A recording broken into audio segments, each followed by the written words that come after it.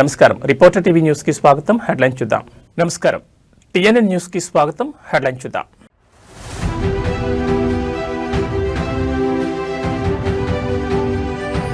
Group 1 ఉద్యోగాలకు ఎంపికైన అభ్యర్థులకు ఊరట. సింగిల్ బెంచ్ ఆదేశాలను కొట్టేసిన డివిజన్ బెంచ్.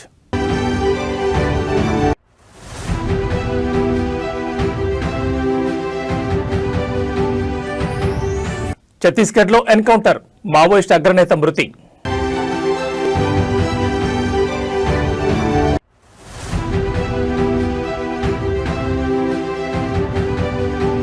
పంచాయతీరాజ్ ఉద్యోగి ఆస్తులపై ఏసీబీ రైడ్స్, ఇరు తెలుగు రాష్ట్రాల్లో సోదాలు.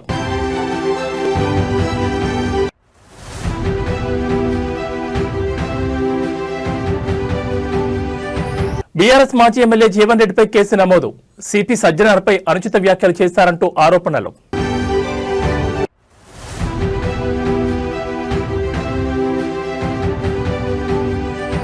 పసిడి ప్రియులకు గుడ్ న్యూస్, మళ్లీ బంగారం వెండి ధరలు ఢమాల్. ఇక డీటెయిల్స్ చూస్తే గ్రూప్ 1 ఉద్యోగాలకు ఎంపికైన అభ్యర్థులకు ఊరట లభించింది. గ్రూప్ 1 నియామకాలపై హైకోర్టు బెంచ్ కీలక తీర్పు వెల్లడించింది. సింగిల్ జడ్జి తీర్పును రద్దు చేసింది సీజే ధర్మాసనం. గ్రూప్ 1 జనరల్ ర్యాంకింగ్ లిస్టును రద్దు చేస్తూ గతంలో సింగిల్ జడ్జి తీర్పిచ్చిన విషయం తెలిసిందే. మెయిన్స్ జవాబు పత్రాలు మళ్లీ మూల్యాంకనం చేయాలని సింగిల్ జడ్జి ఆదేశాలు ఇచ్చారు.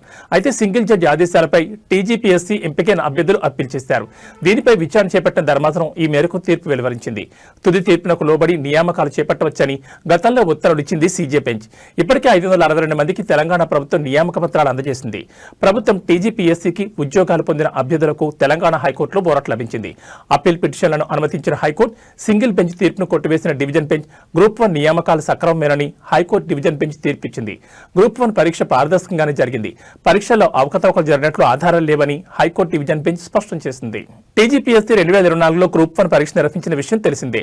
పరీక్షల్లో అవకతవకలు జరిగాయని హైకోర్టును ఆశ్రయించారు సెలెక్ట్ కాని అభ్యర్థులు. విచారణ అనంతరం సెలక్షన్ లిస్టును రద్దు చేసి మళ్లీ పరీక్ష నిర్వహించాలని హైకోర్టు సింగిల్ బెంచ్ తీర్పునిచ్చింది. సింగిల్ బెంచ్ తీర్పుపై స్టే విధించింది హైకోర్టు డివిజన్ బెంచ్.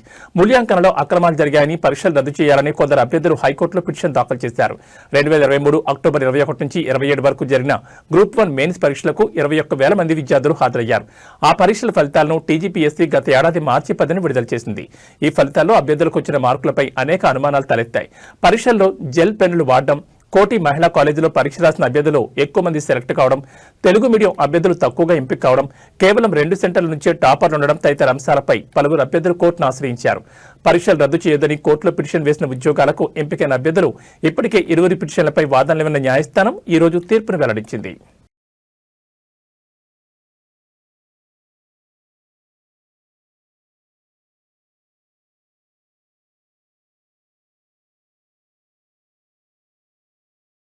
భారత రాష్ట్ర సమితి పార్టీ మాజీ ఎమ్మెల్యే ఆశనగారి జీవన్ రెడ్డిపై కేసు నమోదైంది. ఫోన్ ట్యాపింగ్ కేసు విచారిస్తున్న సిట్ చీఫ్ సిపి సజ్జనార్పై అనుచిత వ్యాఖ్యలు చేశారంటూ పోలీసు అధికారుల సంఘం ఆయనపై బంజారాహిల్స్ పిఎస్లో ఫిర్యాదు చేశారు. ఈ మేరకు బంజారాహిల్స్ పోలీసులు పలు సెక్షన్ల కింద జీవన్ రెడ్డిపై కేసు నమోదు చేశారు. గత ఆదివారం తెలంగాణ భవన్లో జీవన్ రెడ్డి మీడియాతో మాట్లాడుతూ సిపి సజ్జనార్ ఖబర్దార్, నన్నే ఏమీ చేయలేకపోయావు, ఇంకా కేసీఆర్ని ఏం చేస్తావు? తెలంగాణ జాతిపిత కేసీఆర్ను విచారణ పేరుతో అనుమానిస్తే చూస్తూ ఊరుకోం. డీజీపీ కావాలని సజ్జనార్ కలలుగంటున్నారు. కర్ణాటకలో కాంగ్రెస్ ఎంపీగా పోటీ చేయాలని సజ్జనార్ ప్రయత్నం చేయలేదా? పింక్ బుక్ లో సజ్జనార్ నంబర్ 1లో ఉంటారు. సజ్జనార్ కర్ణాటక పోయినా, పూణే పోయినా, ఎంపీ అయినా మేం వదిలిపెట్టమని అన్నారు.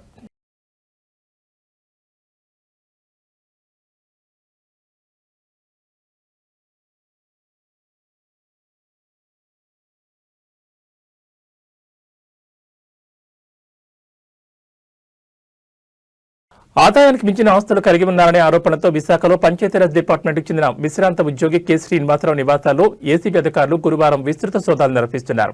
ఈ సోదాలు విశాఖపట్నం, విజయనగరం, పార్వతీపురం, మన్యం జిల్లా ప్రాంతాలతో పాటు హైదరాబాద్లోని శేర్లింగంపల్లి ప్రాంతంలో ఒకేసారి కొనసాగుతున్నాయి.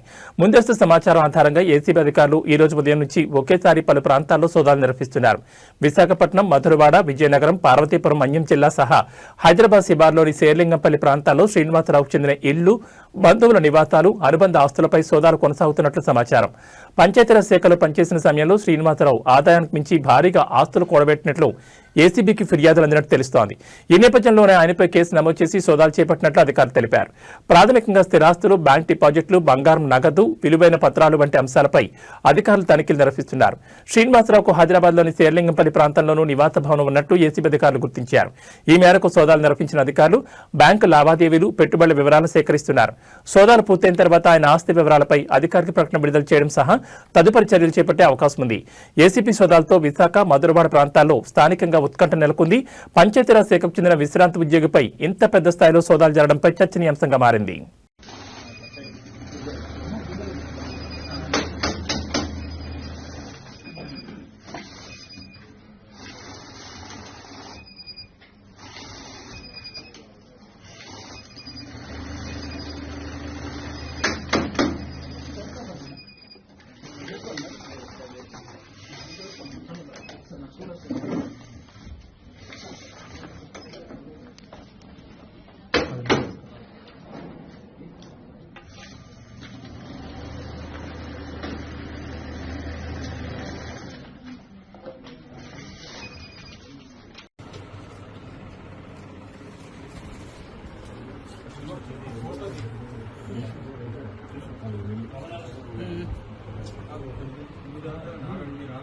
సరే.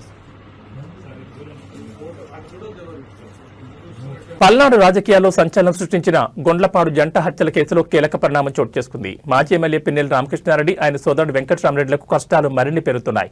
ఈ జంట హత్యల కేసులో పిన్నెల్లి సోదరులను విచారించేందుకు కోర్టు మరోసారి అనుమతి ఇచ్చింది. గొండ్లపాడు హత్య కేసు విచారణలో పోలీసులు దూకుడు పెంచుతున్నారు. ఇప్పటికే 2 సార్లు విచారించినప్పటికీ మరిన్ని కీలక వివరాలు రాబట్టాల్సి ఉందని పోలీసులు కోర్టును ఆశ్రయించారు. దీనిపై స్పందించిన మాచర్ల కోర్టు 3వసారి పోలీసు విచారణకు గ్రీన్ సిగ్నల్ ఇచ్చింది. అయితే భద్రతా కారణాల దృష్ట్యా ఈ విచారణ అంతా నెల్లూరు జిల్లా జైల్లోనే జరగనుంది. జైల్లోనే ప్రత్యేకంగా ఏర్పాటు చేసిన గదిలో పోలీసులు పిన్నెల్లి సోదరులను ప్రశ్నిస్తారు. జంట హత్యల వెనుక మాస్టర్ మైండ్ ఎవరు, హత్య జరిగిన రోజు ఎవరెవరితో ఫోన్లో మాట్లాడారు అనే కోణంలో పోలీసులు డేటాను సిద్ధం చేసుకున్నారు. ఈ కేసులో ఇంకా పట్టుబడని మరికొందరు నిందితుల ఆచూకీ కోసం పిన్నెల్లి సోదరుల నుంచి సమాచారం సేకరించనున్నారు.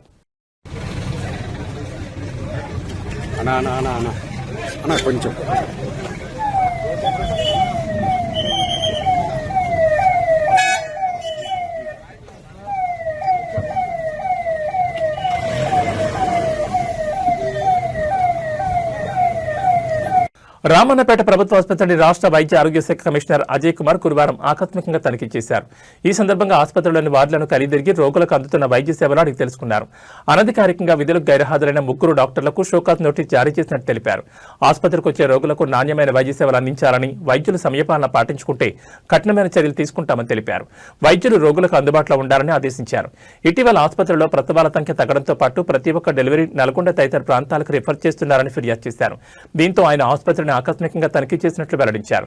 సాధారణ ప్రసవాలు జరిగే విధంగా వైద్యులు కృషి చేయాలని సూచించారు. ఆయన వెంట డీసీహెచ్ఎస్ చిన్ననాయక్, మాధవాచారి, దేవేందర్, నవీన్ సింగ్, స్వాతిబాయ్, ఉదయ్, సుమంగళి, హెడ్ నర్సులు సువర్ణ, సోలి, జ్యోతి, నర్సింగ్ సిబ్బంది బొడ్డు శ్రీకాంత్, మేకల శ్రీరాములు తదితరులు పాల్గొన్నారు.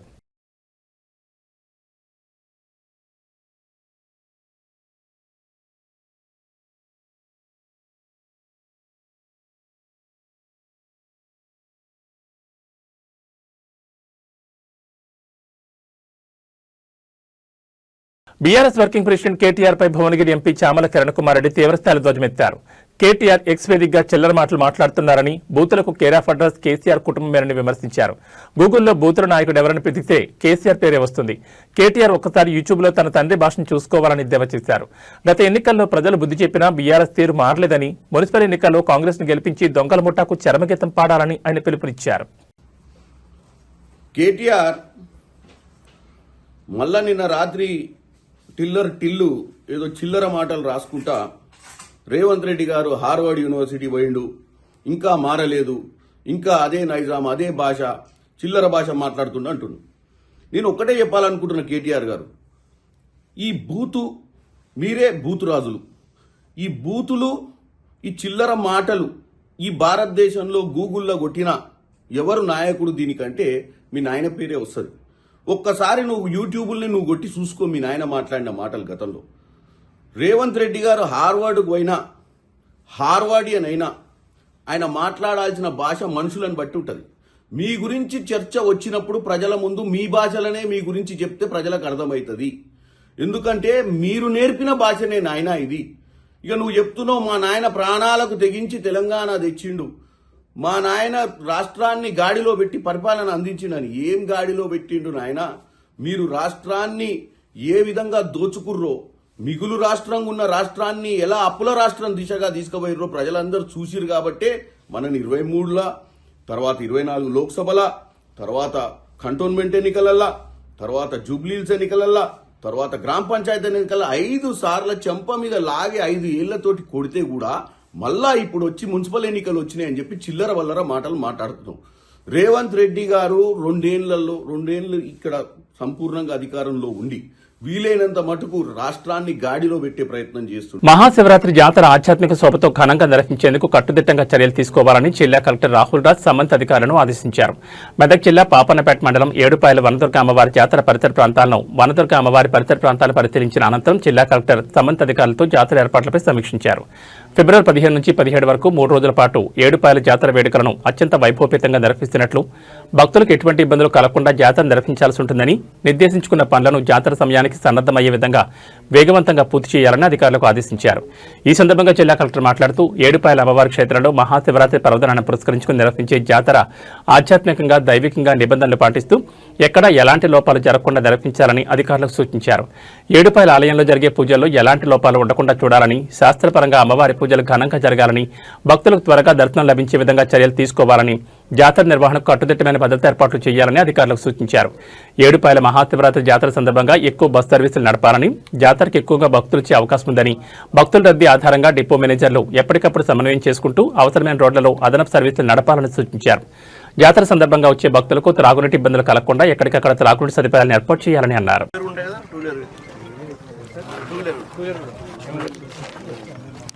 ఇక్కడ ఒక క్యాంపు పెట్టండి, టెంపుల్ దగ్గర పెట్టండి, ఇక్కడ పోలీస్ మెయిన్ క్యాంప్ ఇక్కడ కౌంటర్లో లడ్డిస్తారు. ఇక్కడ ఇది క్యూ లైన్ ఈ క్యూ అక్కడ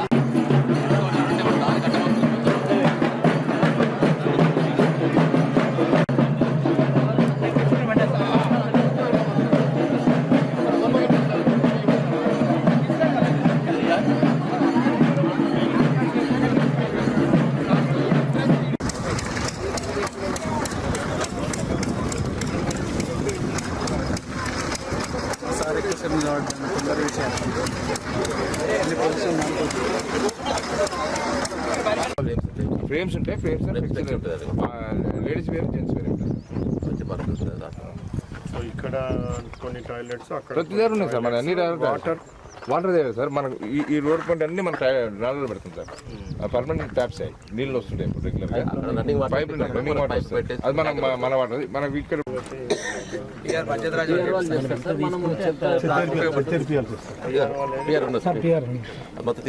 లాస్ట్ మీకే మొత్తం అది పెట్టేసేసి మొత్తం తీసేసాయి టోటల్ గా. ఈ బుషెస్ అక్కడ సో పోలీస్ డిపార్ట్మెంట్ మార్కింగ్ ఇస్తారు, ఎంతవరకు ఉన్నదో అది మొత్తం అంతా కూడా క్లియర్ చేసేస్తారు.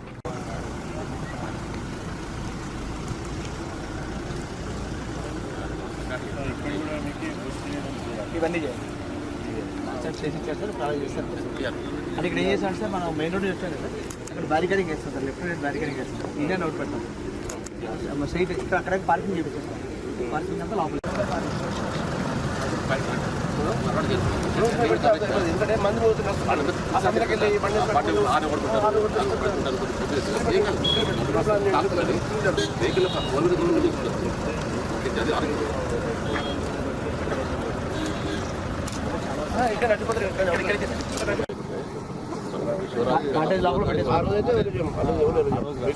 శివరాత్రి నాడు మధ్యాహ్నం నుంచి మనకు పంపించాలి. తర్వాత ముందు రోజు నైట్ వస్తుంది కొంతమంది బట్టి చూడాలి కమెంట్ చూస్తారు. ఎందుకంటే నాకు చెప్పినప్పుడు ట్రాఫిక్ ఇబ్బంది అవుతుంది. వాళ్ళు గతంలో నుంచి కూడా వాళ్ళు ఏంటంటే ముందే పని పెట్టుకుంటారు. ఫ్యామిలీ పడవచ్చు 3 days ఉంటారు. వాళ్ళు ఏం చేస్తారు, 3 days ఉంటారు.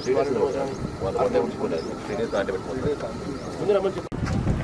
ఈ రాళ్ళు వరకే సార్ ఎక్కువ రాదు సార్. దాని నుంచి ఈ చెట్టుకి దగ్గర కూడా రావు సార్, రాళ్ళు దాకా వస్తారు. అంటే సార్ గుళ్ళకాడికి వస్తుంది, మిషన్ దాన్ని బట్టి హోల్స్ ఉంటాయి సార్. ఇంతకుముందు హోల్స్ ఉంటాయి. అదే లేదు వాటర్ లోపల వాటర్ బయట ఇక్కడ జాతర ముందు రోజు మనకు సప్లై చేస్తాం సార్. మనకు వాటర్ రైస్ అంతా క్లియర్గా ఉన్నది సార్. ఇంకా వరకు వస్తుంది 20 రోజులు 3 డేస్లో రీచ్ అవుతుంది సార్. 12 నైట్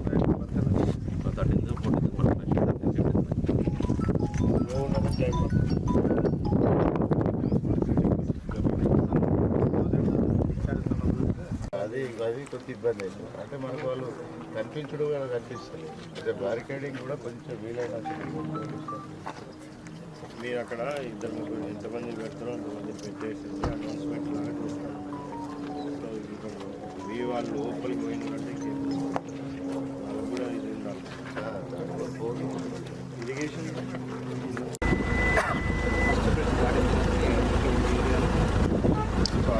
మహాశివరాత్రి జాతర ఆధ్యాత్మిక శోభతో ఘనంగా నిర్వహించేందుకు కట్టుదిట్టంగా చర్యలు తీసుకోవాలని జిల్లా కలెక్టర్ రాహుల్ రాజ్ సంబంధిత అధికారులను ఆదేశించారు. మెదక్ జిల్లా పాపన్నపేట మండలం ఏడుపాయల వనదుర్గ అమ్మవారి జాతర పరిసర ప్రాంతాలను వనదుర్గ అమ్మవారి పరిసర ప్రాంతాలు పరిశీలించిన అనంతరం జిల్లా కలెక్టర్ సంబంధిత అధికారులతో జాతర ఏర్పాట్లపై సమీక్షించారు. ఫిబ్రవరి 15 నుంచి 17 వరకు 3 రోజుల పాటు ఏడుపాయల జాతర వేడుకలను అత్యంత వైభవపేతంగా నిర్వహిస్తున్నట్లు, భక్తులకు ఎటువంటి ఇబ్బందులు కలగకుండా జాతర నిర్వహించాల్సి ఉంటుందని, నిర్దేశించుకున్న పనులను జాతర సమయానికి సన్నద్దమయ్యే విధంగా వేగవంతంగా పూర్తి చేయాలని అధికారులకు ఆదేశించారు. ఈ సందర్భంగా జిల్లా కలెక్టర్ మాట్లాడుతూ ఏడుపాయల అమ్మవారి క్షేత్రంలో మహాశివరాత్రి పర్వదినాన్ని పురస్కరించుకుని నిర్వహించే జాతర ఆధ్యాత్మికంగా దైవికంగా నిబంధనలు పాటిస్తూ ఎక్కడా ఎలాంటి లోపాలు జరగకుండా నిర్వహించాలని అధికారులకు సూచించారు. ఏడుపాయల ఆలయంలో జరిగే పూజల్లో ఎలాంటి లోపాలు ఉండకుండా చూడాలని, శాస్త్రపరంగా అమ్మవారి పూజలు ఘనంగా జరగాలని, భక్తులకు త్వరగా దర్శనం లభించే విధంగా చర్యలు తీసుకోవాలని, జాతర నిర్వహణకు కట్టుదిట్టమైన భద్రతా ఏర్పాట్లు చేయాలని అధికారులకు సూచించారు. ఏడుపాయల మహాశివరాత్రి జాతర సందర్భంగా ఎక్కువ బస్ సర్వీసులు నడపాలని, జాతరకు ఎక్కువగా భక్తులు వచ్చే అవకాశం ఉందని, భక్తుల రద్దీ ఆధారంగా డిపో మేనేజర్లు ఎప్పటికప్పుడు సమన్వయం చేసుకుంటూ అవసరమైన రోడ్లలో అదనపు సర్వీసులు నడపాలని సూచించారు. జాతర సందర్భంగా వచ్చే భక్తులకు త్రాగునీటి ఇబ్బందులు కలగకుండా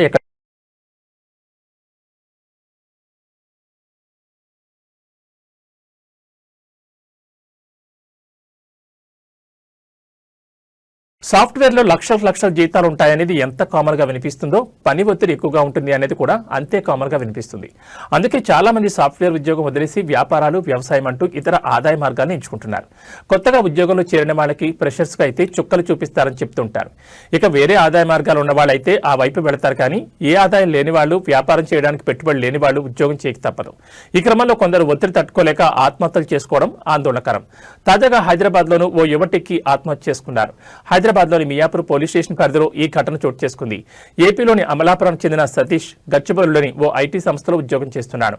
ఏడాది క్రితమే అతనికి వివాహం కాగా ప్రస్తుతం సోదరుడితో కలిసి మియాపూర్లోని బీకే ఎన్క్లేవ్లో నివాసముంటున్నారు.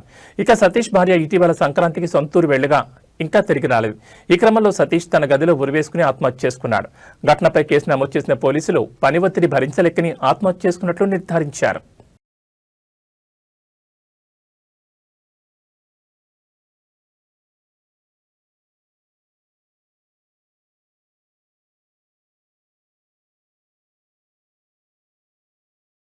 రాజమండ్రి ప్రాంతంలో గత 5 రోజులుగా పెద్ద పులి సంచారం ప్రజలను భయభ్రాంతులు గురిచేస్తోంది. అటవీ అధికారులు పులిని పట్టుకునేందుకు ప్రయత్నాలు చేస్తున్నా అది రోజుకో గ్రామానికి మకాం మార్చుకుంటూ అటవీ అధికారులకు సవాలు విసురుతోంది. రాజమండ్రి రూరల్, రాజానగరం నియోజకవర్గాల్లో స్వేచ్ఛగా తిరుగుతూ ప్రజలను భయభ్రాంతులు గురిచేస్తోంది. పులి జాడ కోసం అటవీ అధికారులు విశ్వ ప్రయత్నాలు చేస్తుండగా బుధవారం రాత్రికి రాజమండ్రి రూరల్ శాటిలైట్ సిటీ పరిధిలోని అంకాలమ్మ తల్లి కొండ పక్కన జీడిమామిడి తోటలో పులి సేద తీరుతున్నట్లు గుర్తించారు. ఎలాగైనా పులికి మత్తు ఇంజెక్షన్ ఇచ్చి బంధించి దాన్ని సహజ ఆవాసాన్ని తరలిస్తామని అధికారులు స్పష్టం చేస్తున్నారు. పెద్ద పులిని పట్టుకునేందుకు అన్ని ఏర్పాట్లు పూర్తయినట్లు అటవీ శాఖ వెల్లడించింది.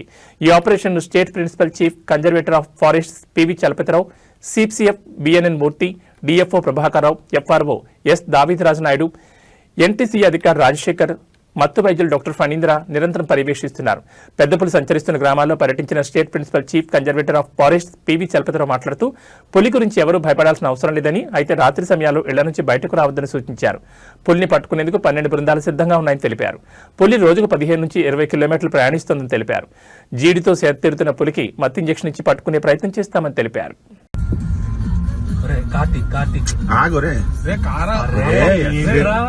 భయపెట్టేసి లోపలికి పంపించేస్తావు. ఆపోజిట్ లో వస్తున్నారు, ఆగు. అరే దానికి ఏం చేయాలి తెలియట్లేదు రా. లాస్ట్ ఆ సైజ్ ఏంట్రా? లోపల దూకింది రైట్ సైడ్ కి. ఒరే ఇందాక నెంబర్ ఆన్లైన్ గేమింగ్ వ్యసనం వల్ల ఘజియాబాద్ లో 3 మైనర్ సోదరిమణులు 9వ అంతస్తు నుంచి దూకి ఆత్మహత్య చేసుకోవడం దేశవ్యాప్తంగా కలకలం రేపింది. ఈ విషాదంపై స్పందించిన నటుడు సోను సూద్ బాల్యానికి మార్గదర్శకత్వం అవసరం, అల్గారిథమ్స్ కాదు అంటూ ఉద్వేగభరిత వ్యాఖ్యలు చేశారు. చదువు కోసం తప్ప 16 ఏళ్ల లోపు పిల్లలకు సోషల్ మీడియా, ఆన్లైన్ గేమింగ్ పై కఠినమైన ఆంక్షలు విధించాలని ఆయన డిమాండ్ చేశారు. आज गाजियाबाद में 3 बच्चियों ने अपनी जान दे दी. ये बच्चियां हारी नहीं थी, अकेली पड़ गई थी. ऑनलाइन और सोशल मीडिया की दुनिया में हम अपने बच्चों को इतना आगे छोड़ आए हैं कि हमें उनकी चुप्पी सुनाई नहीं देती. कुछ समय पहले ही मैंने गुहार लगाई थी कि 16 साल से कम उम्र के जो बच्चे हैं उन्हें हमें ऑनलाइन और सोशल मीडिया की जो गेमिंग है और वो दुनिया है उससे बहुत दूर रखना है.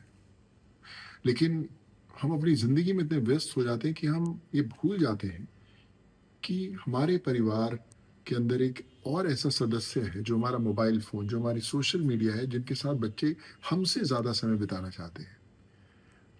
अगर हम चाहते हैं कि उनकी ज़िंदगी, हमारी ज़िंदगी, उनका भविष्य, हमारे देश का भविष्य बेहतर हो, तो सबसे पहले ये बैन लगाना ज़रूरी है.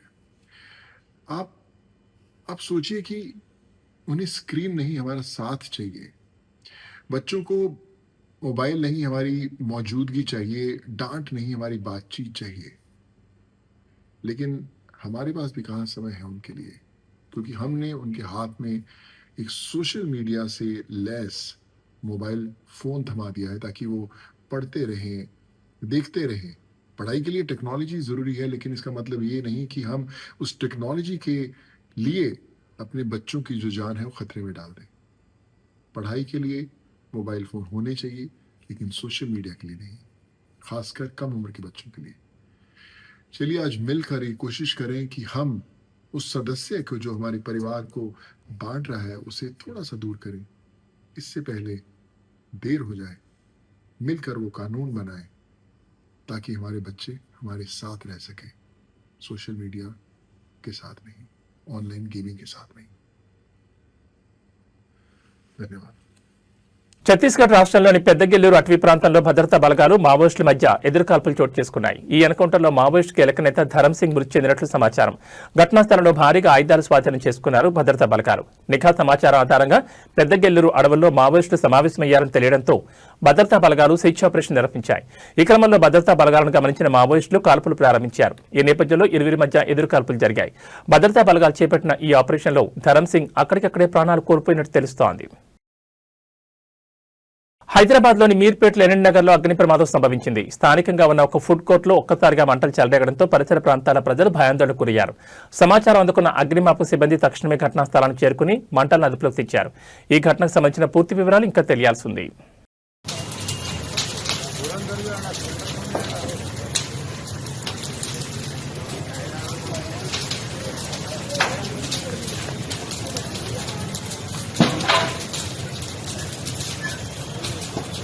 పెళ్లిళ్ల సీజన్ సమీపిస్తున్న వేళ పేద మధ్యతరగతి కుటుంబాలకు బంగారం, వెండి ధరలు అమాంతం దిగివస్తున్నాయి. హైదరాబాద్ బులియన్ మార్కెట్లో నేడు 24 క్యారెట్ల స్వచ్ఛమైన బంగారం 10 గ్రాములపై ఏకంగా 5,020 రూపాయలు తగ్గి ప్రస్తుతం 1,54,420 రూపాయల వద్ద కొనసాగుతోంది.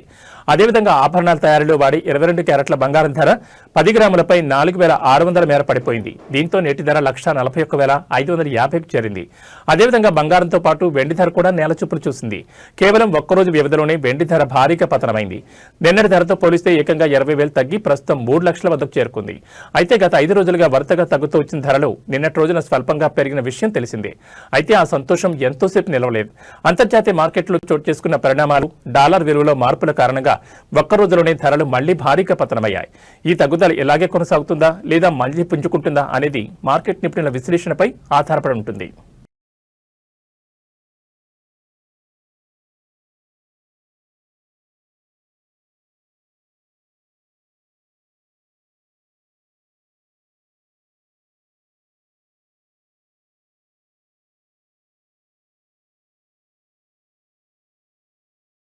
T20 వరల్డ్ కప్ 2026లో భారత్ పాక్ సమరానికి బ్రేక్ పడేలా కనిపిస్తోంది. ఫిబ్రవరి 15న కొలంబో వేదికగా జరగాల్సిన ఈ హై వోల్టేజ్ మ్యాచ్ను తాము బహిష్కరిస్తున్నట్లు పాక్ ప్రధాని షహబాజ్ షరీఫ్ మరోసారి స్పష్టం చేశారు.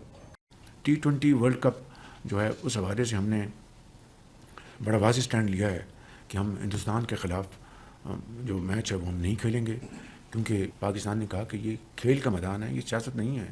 खेल के मैदान में सियासत बिल्कुल नहीं होनी चाहिए। हमने एक बड़ा सोच समझ के हमने स्टैंड लिया है और इस हवाले से हमें बांग्लादेश के साथ पूरी तरह खड़े होना चाहिए इंशाअल्लाह।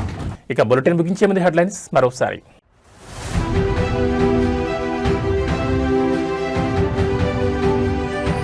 గ్రూప్ 1 ఉద్యోగాలకు ఎంపికైన అభ్యర్థులకు ఊరట. సింగిల్ బెంచ్ ఆదేశాలను కొట్టేసిన డివిజన్ బెంచ్.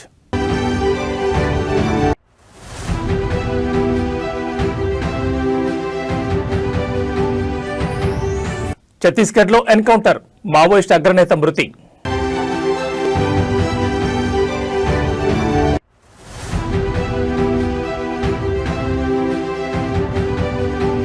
పంచాయతీరాజ్ ఉద్యోగి ఆస్తులపై ఏసీబీ రైడ్స్, ఇరు తెలుగు రాష్ట్రాల్లో సోదాలు.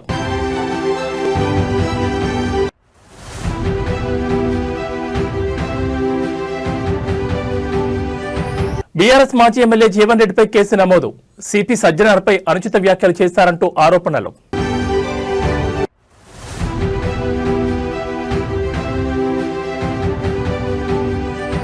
పసిడి ప్రియులకు గుడ్ న్యూస్, మళ్లీ బంగారం వెండి ధరలు ఢమాల్.